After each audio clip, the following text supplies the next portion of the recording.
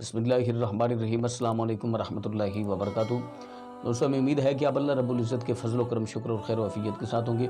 تو آج ہمارے بھائی نے سوال کیا کہ علامہ صاحب دوران ہمبستری کن باتوں کا خاص خیال رکھنا چاہیے، مزید مہربانی فرما کے اس پر روشنی ڈالیں۔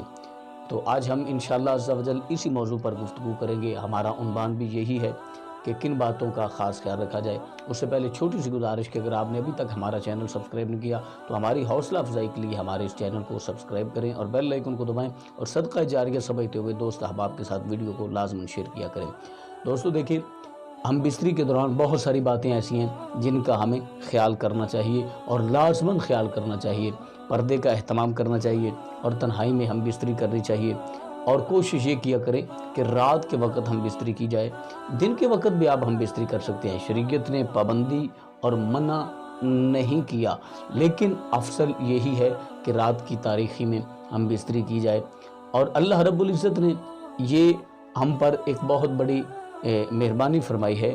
اللہ رب العزت نے، اللہ پاک نے اپنے محبوب صلی اللہ علیہ وسلم کے توسل سے یہ ایک نظام بنایا